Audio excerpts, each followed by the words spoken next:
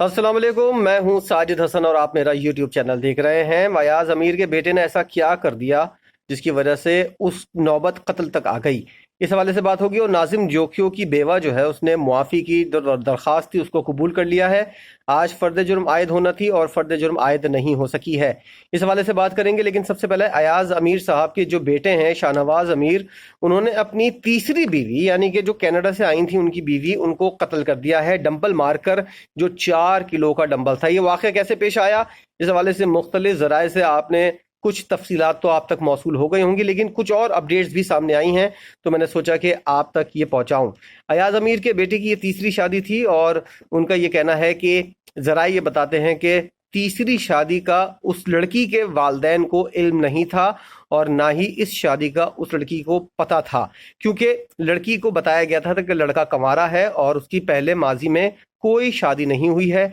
और जब वो तफसीलात सामने आई और जो शादी के अंदर जो मूवीज़ वगैरह बनती हैं, तो इतना हंसी खुशी दोनों रह रहे थे और इतनी अच्छी उनकी शादी की मूवी थी कि उसको देखकर अंदाज़ा होता है कि दोनों काफ़ी खुश थे जिस दिन शादी और वलीमे की जो तकरीबात हुई थी। लेकिन हुआ ऐसा क्या, झूठ और कह सकते हैं कि अभी तहकीकात हो रही हैं और बाज़ लोग इस बारे में कह रहे हैं कि नशे की आदत जो थी अयाज अमीर के बेटे की, उसकी वजह से ये ताल्लुकात ख़राब हुए थे और कुछ झूठ भी था। झूठ किस नौयत का था, उस हवाले से कुछ पता चला है कि अयाज अमीर का जो बेटा है वो अपनी बीवी, जो कहते हैं कि माहिर नफ्सियात थी, उनसे कनाडा के अंदर वहाँ से पैसे मंगवाता था और एक गाड़ी जो थी उसकी मिल्कियत थी, उसको अपने नाम करवाया था धोखे से और अपनी बीवी को नहीं बताया था, जिसकी वजह से इन दोनों के दरमियान कुछ मामला ख़राब चल रहे थे। और तीसरी शादी का जब पता चला उसकी बीवी को, तो उस वक्त भी इन लोगों का काफ़ी झगड़ा हुआ था और उसकी वजह से ये मामलात यहाँ तक पहुँचे कि नौबत जो है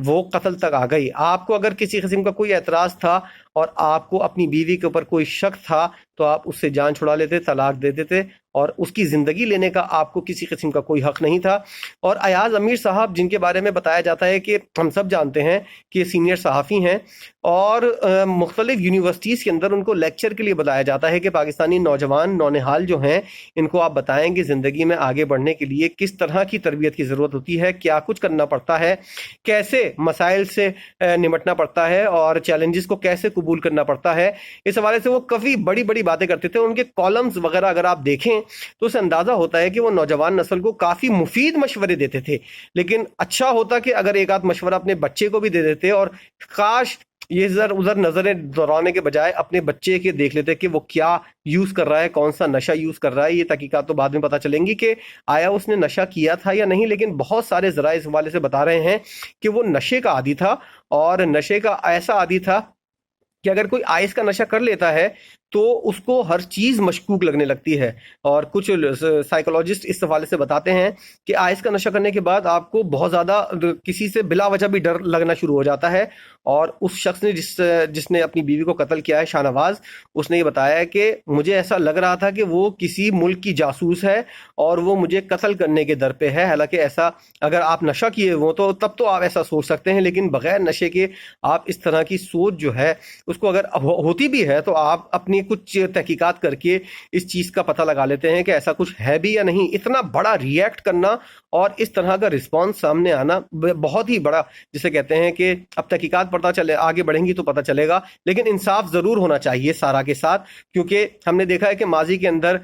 नूर मुकद्दम कत्ल केस का जो फैसला हुआ था, उसके बाद अदालती कुछ मामलात होते हैं, अगर एक जगह से फांसी का फैसला आ जाए तो उसके बाद दूसरी अदालत है, फिर तीसरी अदालत है और उसके बाद भी अगर मनसूख हो जाए तो सदर मुमलिकत तक जाता है मामला। तो पाकिस्तान के कुछ आइनी मामलात ऐसे हैं, कानूनी मामलात ऐसे हैं जिसकी वजह से नूर मुकद्दम का ज़ाहिर जाफ़र जो है वो अब तक फांसी के फंदे पर नहीं चढ़ चुका है, क्योंकि बहुत से ऐसे मामलात हैं, उसको काफ़ी मौक़े मिले हैं, जिसकी वजह से एक मामला जो है अभी कुछ दिन और टलेगा और बड़ी अदालतों से बड़ी अदालतों में जाएगा और शायद सदर मुमलिकत तक भी जाए, क्योंकि काफ़ी अरर रसूख वाली फैमिली है ये। लेकिन हम चाहते हैं कि ऐसा फैसला ना हो जिसकी वजह से आवाम जो है और ख़ास तौर पर जो लोग इस तरह की सोच रखते हैं उनको किसी तरह का कोई ऐसा मौका मिले कि वो सीना तार कर बाहर आएँ और इन चीज़ों को जस्टिफाई कर सकें और इन चीज़ों के ऊपर जो है वो कर सकें कि के सफाइयां पेश कर सकें, और ऐसे लोगों को खुला छोड़ने का कहीं मौका नहीं मिलना चाहिए। इसलिए जो नूर मुकद्दम के कत्ल के अंदर जाहिर जाफर ने किया था वही कुछ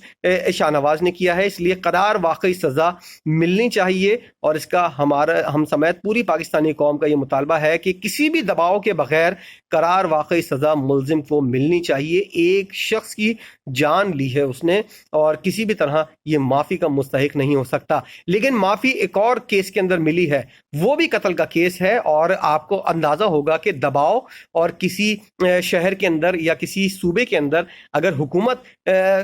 बमुकाबला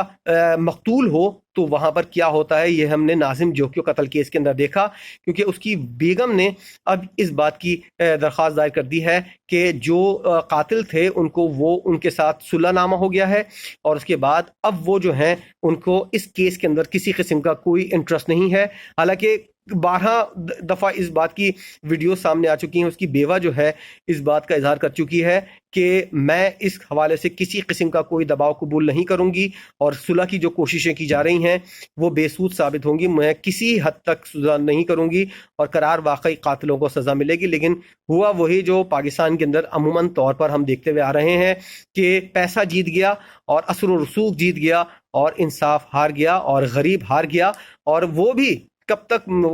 इस कानूनी जंग लड़ती, और शायद उसका हाल भी शायद ये लोग जो हैं उससे बुरा करते। तो इसलिए उसने ये सोचा कि अपने बच्चे जो रही सही ज़िंदगी है उसको अपने आप को बचाया जाए, इसलिए उसने सुलहनामे पर दस्तखत किए। लेकिन इंसाफ की यहाँ पर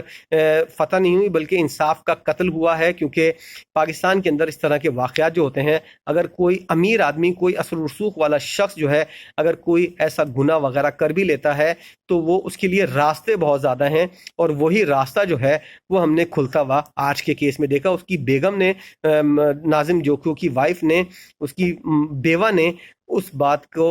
इंडोर्स किया है, और उसका ये कहना है कि मेरे ऊपर किसी किस्म का कोई दबाव नहीं है और मैं उन कातिलों से सुलह कर रही हूं जिन्होंने मेरे शौहर को कत्ल किया है। इस खबर से आपको अंदाजा हो गया होगा कि किस तरह का दबाव होता है उस शख्स के ऊपर, या वो जो फाइट करना चाहता है जालिमों के खिलाफ, लेकिन वो अकेला होता है, उसके साथ कोई और साथ नहीं आता। और हमने देखा कि उसके लिए किसी किस्म का कोई व्लॉग नहीं बना, कोई मुहिम नहीं चली। हम दुआ ज़रा के हवाले से देखते हैं कि लगातार बहुत सारे मुतादिद यूट्यूबर्स जो हैं वो इस हवाले से मुहिम चला रहे हैं, लेकिन नाजिम जोकियो जो कत्ल हुआ था उसकी बेवा के लिए और उसका साथ देने के लिए कोई भी सामने नहीं आया, और ना ही उसने उसके साथ मिलकर इस बात का इजहार किया हो कि हम तुम्हारे साथ हैं। थोड़ी सी अगर किसी को ढारस होती है तो 2 जुमलों से ही हो सकती है, लेकिन किसी ने भी उसका साथ नहीं दिया, और बिलाखिर थक हार कर उसने सुलह करने को तरजीह दी। तो हमारा भी ये इस बारे में फ़र्ज बनता है कि हम किस तरफ जा रहे हैं। जिसका साथ देना चाहिए, जो वाकई में मजलूम है उसका साथ देना चाहिए, और दूसरी तरफ अगर आप किसी का साथ दे रहे हैं तो मजलूम तो वो भी है, लेकिन ज़्यादा हकदार कौन है उसका साथ आपको देना चाहिए। और अगर यूट्यूबर्स जो हैं, जो बड़ी तादाद के अंदर बहुत से ऐसे केसेस के अंदर अपने बढ़ चढ़कर अपने व्यूज़ बढ़ा रहे होते हैं, उनको ज़रा ऐसे लोगों की भी मदद करनी चाहिए, ऐसे लोगों के लिए भी वीडियो बनानी चाहिए जो वाकई मुस्तहिक हैं उस हमदर्दी के जो आपके 2 बोल से पूरी हो सकती है। वीडियो आपने देखी, अगर इसके ऊपर आप कमेंट्स करना चाहें तो कमेंट भी कीजिएगा, और वीडियो को यकीनन लाइक कर दिया होगा आपने। चैनल को ज़रूर सब्सक्राइब कीजिए।